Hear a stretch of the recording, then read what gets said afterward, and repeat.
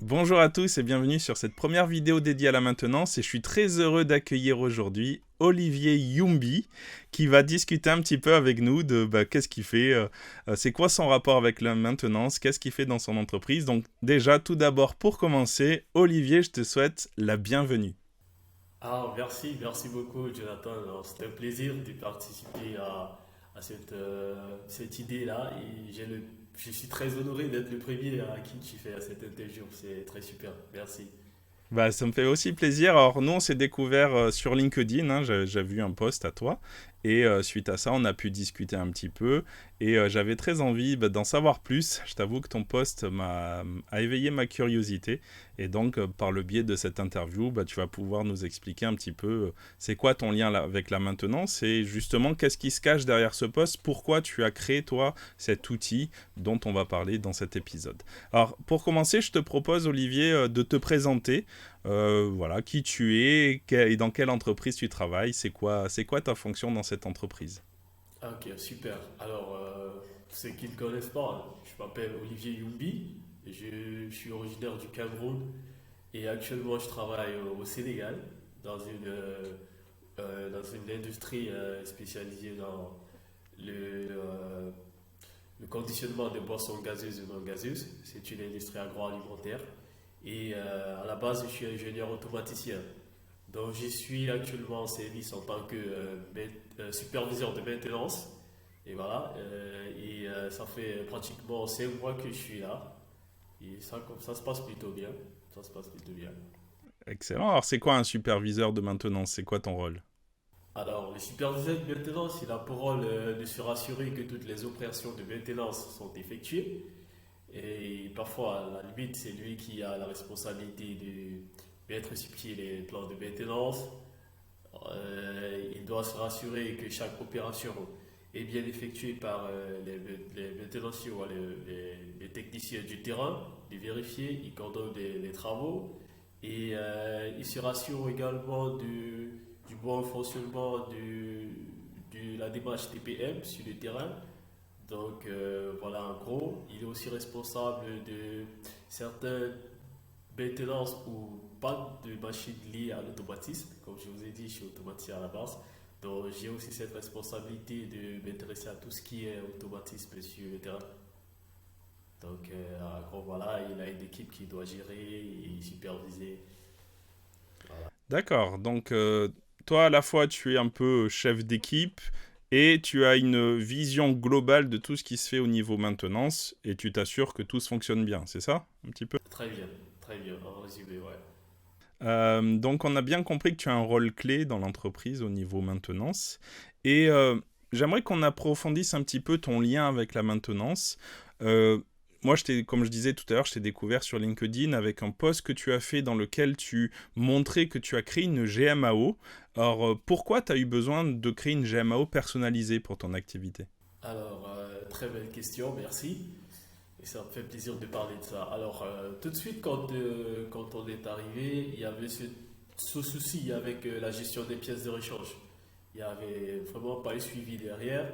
Et il fallait tout de suite mettre sur pied un outil, alors une solution pour suivre déjà, pour connaître les basiques de la gestion, qu'est-ce qu'on a en quantité, la valeur du stock, qu'est-ce qui est sorti, qu'est-ce qui est rentré, et tout ça. Et franchement, ça, c'était un casse-tête quand il y avait des pannes. Lorsqu'il fallait aller au magasin pour chercher une pièce pour dépanner la panne, ça allait dans tous les sens, on fouillait dans tous les cartons, on ne savait pas franchement où trouver la pièce dont on a besoin. Et parfois, on ne savait même pas si on a la pièce ou pas. Donc, du coup, il y a eu cette idée de développer cet outil qui permettra à la fois d'enregistrer les pièces de rechange, de les catégoriser, en fonction du réorganisation autant pour moi du magasin, d'être capable également sur l'outil de réorganiser l'outil en fonction du magasin de telle sorte que lorsqu'on cherche une pièce, qu'on soit capable de dire ok c'est dans le magasin 2, dans l'emplacement 1, dans le compartiment 4, dans le box 4 par exemple. Donc l'outil a été développé pour résoudre ce genre de problème. Le problème de quantité de pièces en stock, la valeur de la pièce en stock. L'outil également permet d'émettre des bons de commande lorsqu'on veut commander une pièce Et ça permet également d'émettre des bornes de sortie pour savoir qui a sorti une pièce, c'était pour faire quoi, pour quelle machine. Et ça permet également d'avoir une vue globale de, du stock, de la valeur en stock, de ce qu'on a en stock dans le magasin et de savoir ce qui est critique parce qu'il y a une classification de toutes les pièces qui sortent du magasin. Donc, en fonction de la fréquence de sortie du magasin, l'outil te dit tiens, voilà des stocks critiques, des top 5 des pièces critiques que tu as dans ton magasin. Il faudrait te rassurer que ok, tu les as toujours. Donc, en gros, c'est un peu ce que l'outil permet de résoudre comme problème lié à la gestion des pièces. D'accord, génial. Donc là encore, hein, c'est lié à ton activité. C'est un outil qui te permet d'avoir une vision globale de tout ce que tu as besoin dans l'entreprise pour que les maintenances tournent bien. Très bien, ouais, c'est ça. D'accord. Alors j'ai vu que tu as développé ça avec Excel. Alors bravo. On peut faire franchement des super choses avec Excel. Moi je t'avoue, alors je suis développeur à la base, mais comme j'ai appris des langages de programmation plutôt web, j'ai pas développé le côté Excel. Une question que j'ai envie de te poser, c'est combien de temps ça t'a pris pour développer ça dans Excel? Dans Excel, ça m'a pris 3 mois. C'est Ben, trois tout. mois parce que j'avais d'autres obligations en tant que superviseur de maintenance. Mais s'il fallait le faire uniquement, si je devais dédier tout mon temps à la création de l'outil, ça allait me prendre moins de temps, je crois. Mais en gros, ça m'a pris 3 mois. Eh ben, bravo, hein, franchement. Et ça se voit que tu connais bien ton métier aussi, puisque pour aller aussi vite, c'est que ben, on voit que tu as les retours terrain et que tu Très- savais ce qu'il fallait mettre en avant. Exactement, exactement. C'est quoi un petit peu les avantages d'Excel, mais aussi ses limites pour faire un outil de GMAO comme ça? Alors, je vais commencer par les limites. Eh bien, les limites d'Excel sont des limites très connues. C'est lié à la taille des données que Excel peut contenir. Lorsque les données deviennent très importantes, eh bien, le Excel devient beaucoup plus lent et ça va être en fonction de la machine qu'on utilise pour le logiciel, pour la manipulation du logiciel. Donc la limite d'Excel est liée à la quantité de données. Mais c'est vraiment une limite très relative à l'entreprise. Si vous êtes une entreprise qui génère du big data, bien évidemment c'est normal, c'est des millions de données par jour. Mais si vous êtes une entreprise qui ne génère pas assez de données par jour ou par mois, je pense que Excel peut facilement être utilisé comme une solution. Et dans notre cas, c'est un logiciel, un outil de gestion de pièces de rechange. On n'enregistre pas les pièces tous les jours, on ne fait pas sortir les pièces du magasin tous les jours. Donc, c'est vraiment relatif à l'activité de l'entreprise, cette limite. Par contre, les avantages de Excel, c'est fou. Excel permet de faire énormément de choses qu'on ne peut vraiment pas imaginer. Dans Excel, il y a cette partie développeur où on peut programmer des logiciels en VBA et les déployer sur Excel. C'est vraiment fantastique. Et la plupart, même si je ne me trompe pas, la plupart des logiciels de Gmao ont tendance à être liés à Excel, surtout en ce qui concerne cette base de données et les calculs qui doivent être faits. Donc certains logiciels ou ouais, les logiciels de Gmao sont liés à Excel, du fait que Excel est un très excellent calculateur qui a des opportunités franchement incroyables dans ce qui est du calcul, dans ce qui est de l'analyse des données. C'est franchement Eh oui, bah, c'est fait pour ça, hein, même franch- tous les graphiques et tout ça, c'est ouais, typiquement du Excel, ça. c'est franchement Excel. On ne peut pas imaginer tout ce qui Excel peut nous permettre de faire. Mais dans mon cas de figure, la partie qui m'a vraiment bluffé, c'est cette partie développeur VBA où on est capable de développer des user forms, de faire des calculs dans le programme et les déployer facilement comme ça sur Excel. Excellent. Donc on rappelle, VBA, c'est du Visual Basic, voilà, pour Ouais, ceux qui ne ouais. connaissent pas. Alors par contre, Excel, c'est forcément installé sur une machine. Comment ça se passe à partir du moment où il y a plusieurs qui veulent voir ce qui se passe dans l'outil? Alors, très bien. Là, ça va être l'une des limites. L'une des limites, si on a besoin d'avoir plusieurs manipulateurs, ou plusieurs utilisateurs. Par contre, si on a juste un administrateur et puis on a des personnes qui veulent visualiser ce qui se passe, ça peut facilement se faire en mettant des machines en réseau et en partageant ce fichier Excel dans ce réseau. Et si tu as trois quatre personnes qui peuvent consulter les activités de la gestion de pièces de stock, ben, tu as un administrateur qui fait toutes les manipulations. Sinon, on peut avoir plusieurs administrateurs, mais la manipulation va se faire, ça peut pas se faire simultanément, ça va se faire par poste. Donc, celui qui a pris la main en premier aura la possibilité de manipuler, et les autres, ils pourront juste le consulter. D'accord. Donc voilà, pour rappel, ça c'est aussi une limite. On ne peut pas Ouais. utiliser par exemple n'importe où. Il faut être forcément sur le même réseau. Il faut avoir accès au fichier. Et après, ce fichier, par contre, ben, si on est avec plusieurs ordis sur le même réseau, on peut l'ouvrir, analyser.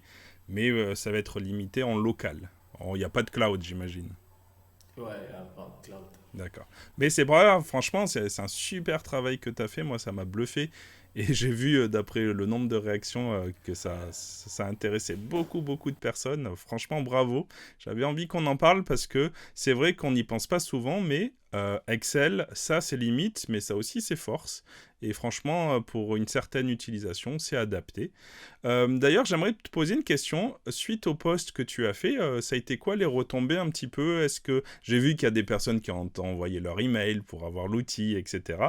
Qu'est-ce que tu prévois de faire toi avec cet outil? Est-ce que tu le gardes pour l'entreprise? Est-ce que tu vas le distribuer? C'est quoi la suite? Eh bien, comme tu l'as si bien dit, les réactions sont énormes, immenses, et je les prends avec beaucoup, comment dire, beaucoup d'esprit d'analyse. Comme on a parlé des limites tout à l'heure, il y en a certains qui ont également évoqué les mêmes limites et j'ai été tout à fait d'accord avec eux sur ce point-là. Mais comme je le dis toujours, c'est relatif à une activité, c'est relatif aux besoins qu'on a et ça a été fait en fonction de ce besoin. Donc pour ce qui est de la suite, eh ben, moi je le partage à ceux qui le demandent pour qu'ils aient une vision de ce que c'est et qu'ils se disent à eux, ah bah j'ai besoin de ça ou pas. Mais la réalité, la vérité, c'est que tellement de personnes, ils en ont besoin que c'est vrai, aujourd'hui, certains, ils ont demandé si je peux le commercialiser. Oui, c'est commercialisable, mais en fait, il y a des contraintes qu'il faut prendre en compte. Par exemple, l'organisation du magasin sur le terrain, il faudrait que ça soit adapté au logiciel.